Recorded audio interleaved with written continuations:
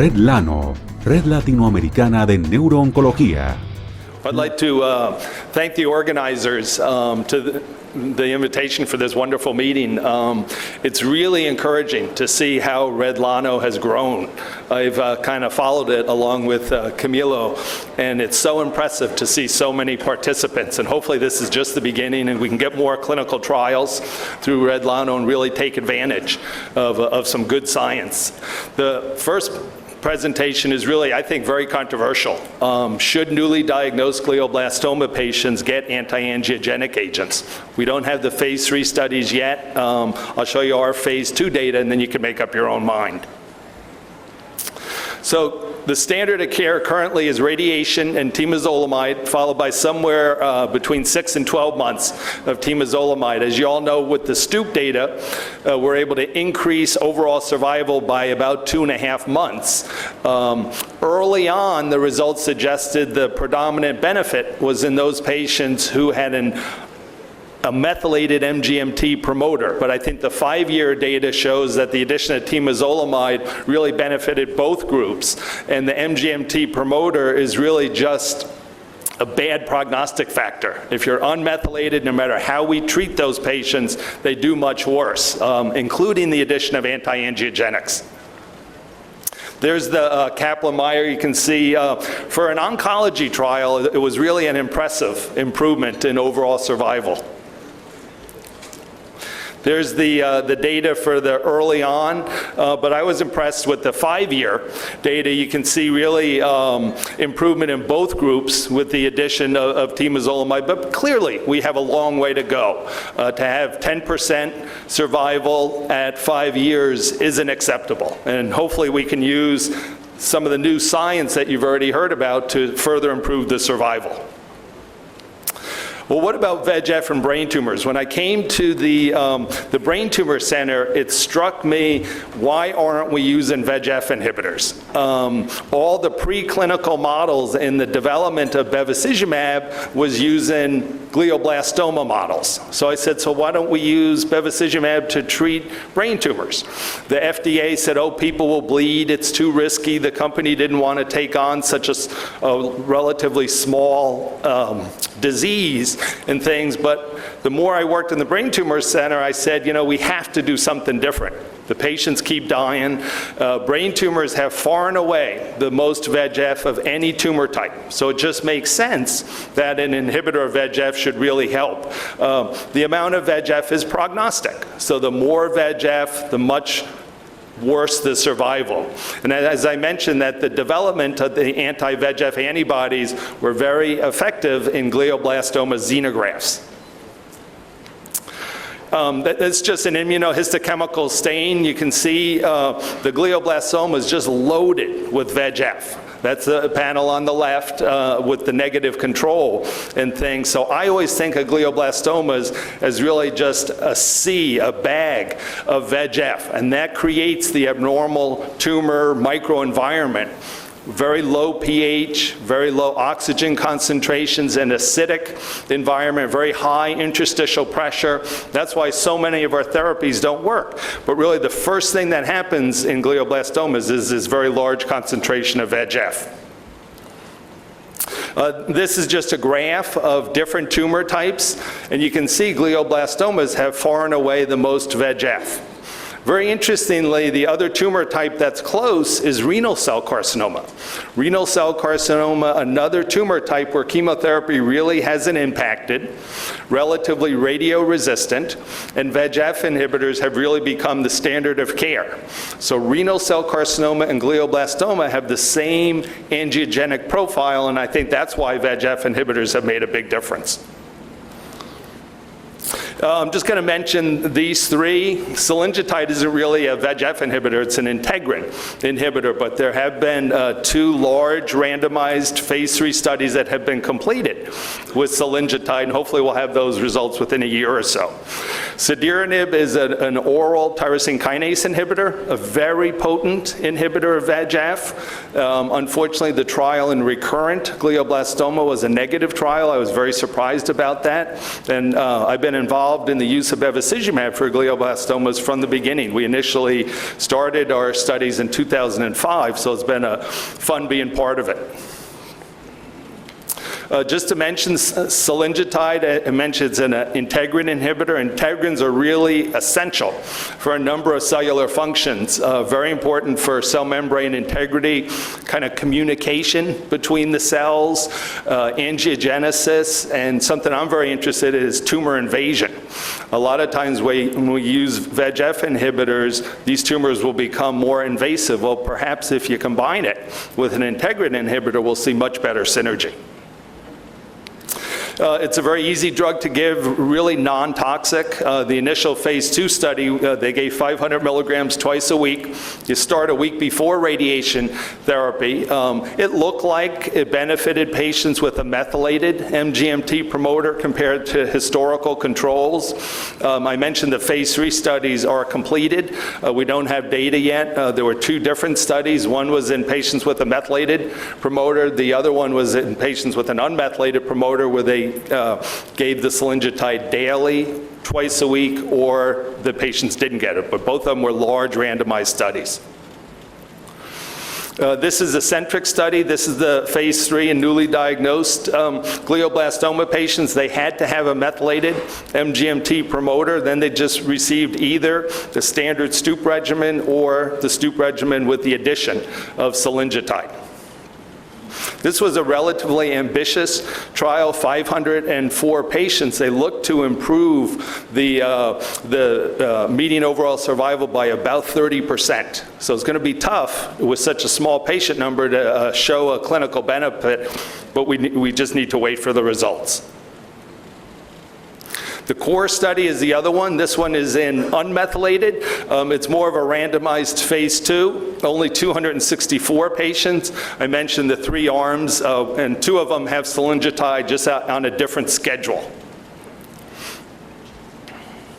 Cediranib, I thought, was really going to make a big difference. It's the most potent oral tyrosine kinase inhibitor of VEGF. The initial phase 2 study, they gave 45 milligrams per day, very high response rate, very similar to our data with bevacizumab for recurrent glioblastomas. 6-month progression-free survival was 26%. Ours was a little bit higher. Median PFS was 4 months. The median overall survival, 7.5 months. Most studies in cooperative groups for recurrent glioblastoma, the median overall survival was around 6 months. So we said, well, maybe there's something here. There was a phase 3 study called the REGAL study, which was done, which compared cediranib versus cediranib and lomustine or lomustine alone. Here's the data for that. Unfortunately, it was really a negative trial across the board, maybe because it was underpowered. It really didn't have enough patients, I think, to show the big difference that they were looking for. The other important thing, when they did the multi-institutional studies, they had to decrease the dose of cediranib. Too many people came off for toxicity, predominantly fatigue. The patient was doing well. They said, "Doc, I just can't take this. I'm too tired." But as you can see, there was really no hint of efficacy compared to lomustine in recurrent glioblastoma. There is a large newly diagnosed study ongoing right now. It actually just closed, RTOG 0837. The target accrual was 283 patients.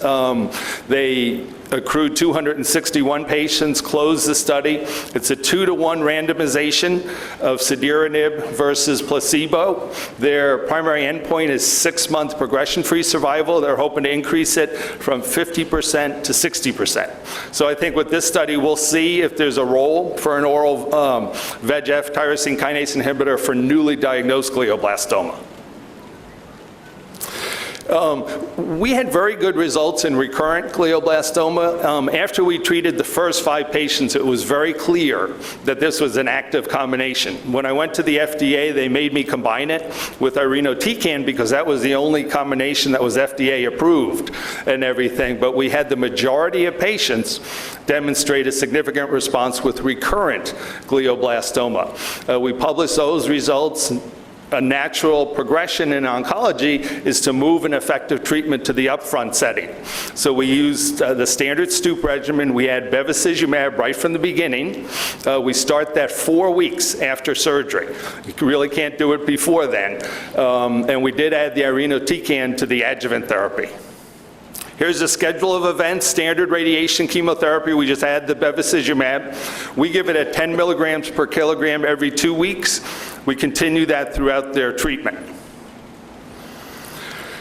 After the adjuvant therapy, it's standard dose temozolomide. The irinotecan obviously is one of those drugs you have to adjust depending if the patient is on an enzyme-inducing anti-epileptic drug. And we continued the bevacizumab at 10 milligrams per kilogram every 2 weeks. Here's the median progression-free survival was about double compared to the historical controls, 14.2 months with non-overlapping confidence intervals, so we're very encouraged with that. It was very similar to the UCLA study. Here's the median overall survival was improved about 40% compared to historical controls. Median overall survival, 21.2 months. Encouragingly, the 2-year overall survival was 45%. This is a single institution, phase 2 study. Obviously, there's a lot of selection bias involved, so we need the phase 3 studies before we can really put this into context. What I was concerned with is, are we changing the natural history of this disease? When people progressed on this trial to the bevacizumab-containing regimen, their median overall survival was only 5 months from progression. So what you do is you prolong the time to progression, but you may not impact overall survival that much. So it's something we really need more data on. I think what it does afford us, though, is some good science. What happens when you inhibit VEGF? What other angiogenic profiles, proteins take over to make these tumors particularly invasive and really resistant to therapy? The 2-year overall survival by the time these patients progress was only 9%. Okay, so it's not like we're getting a lot of long-term survivals, we're just delaying the time to recurrence. Taking care of these patients all the time, though, I feel very strongly that if you can prolong the time to progression, that's a clinically meaningful endpoint. When patients progress, they get sad. They're not doing as well from a quality of life standpoint. So if we can delay that, I do think that helps the patients. The UCLA group did a very similar study. They were smart. They didn't add the irinotecan to the temozolomide. Very similar. Theirs was 70 patients. Ours was 125 patients. What they did was they included a concurrent control group that was treated with standard therapy to really look at the impact of overall survival. So if you look at the EORTC, the Stoop data, median progression-free survival, 7 months. The UCLA bevacizumab study was 13.6 months. Their controls was very similar to the Stoop at 7.6 months. What was interesting is if you look at the median overall survival, Stoop trial 14.9 months, the UCLA bevacizumab trial was 19.6 months, but look at their control patients were 21.2 months. The majority of those patients, when they progressed, received bevacizumab at the time of progression. So what this study questioned was, it's a matter of timing. Should we use it up front or should we hold it until those patients progress?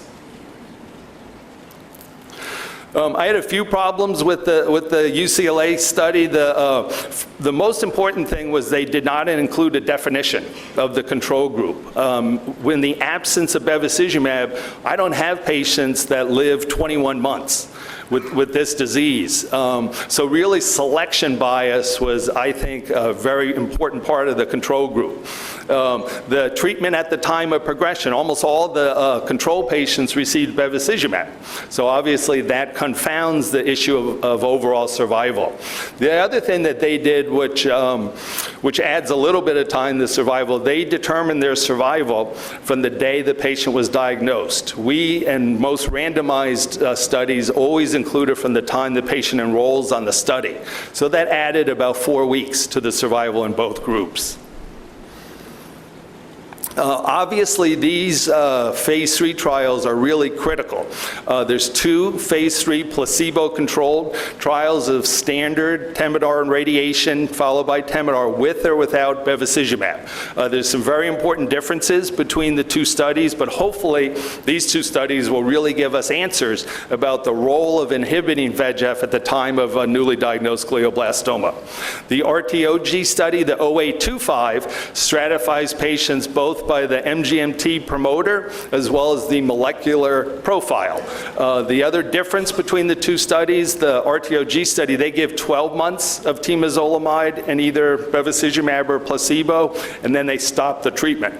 The company study, the AVAGLIO study, that randomized patients by the country of origin, as well as the RPA class.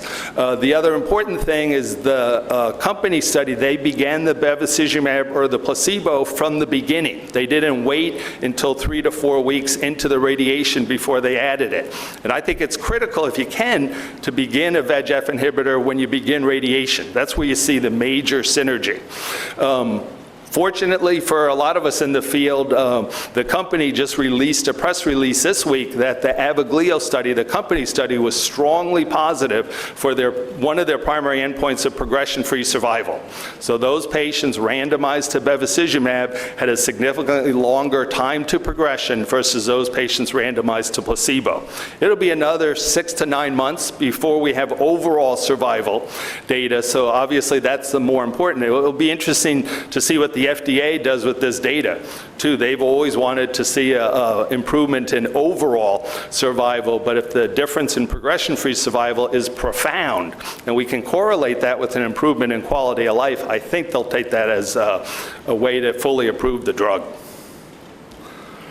So here's the RTOG 0825. You can see the patients are randomized both by MGMT and the molecular profile. They start their radiation 3 weeks into the radiation. That allows them to get these results back. Then they're randomized to either the placebo arm or the bevacizumab arm. They continue it for 12 months. Here's the company study, the AVAGLIO study. This study also allowed patients with biopsy only. The RTOG study, to get enough tissue, you had to have a surgical resection. So that's the difference. Somewhere 15 to 20% of the patients will be biopsy only. But they're randomized right from the beginning to either bevacizumab or placebo. They start it when they start the radiation therapy. They continue the temozolomide for 6 months following the radiation. The other important difference with this is these patients either continue the placebo every 3 weeks or continue the bevacizumab following the cessation of the temozolomide. So really it's a separate question. Does bevacizumab maintenance have a role? And I think it's a very important question because of what we saw with colorectal cancer and ovarian cancer.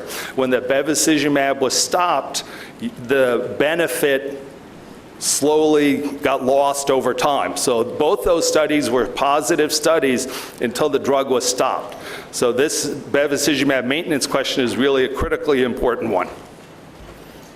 So for newly diagnosed glioblastoma, I think that VEGF is really pivotal in glioblastoma biology. It's far and away the most important growth factor early on. Inhibition of VEGF results in clinical benefit, particularly in recurrent disease. The important thing about our study was it showed the addition of bevacizumab to standard radiation temozolomide is safe. We had very little toxicity.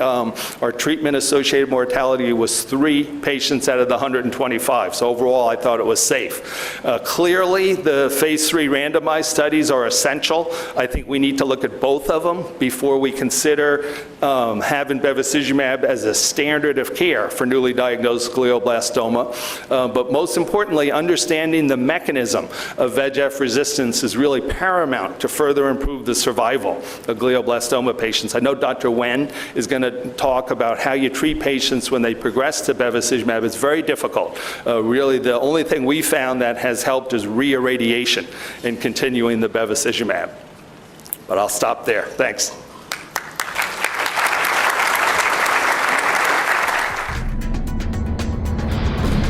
RedLANO, Red Latinoamericana de Neuro-Oncología.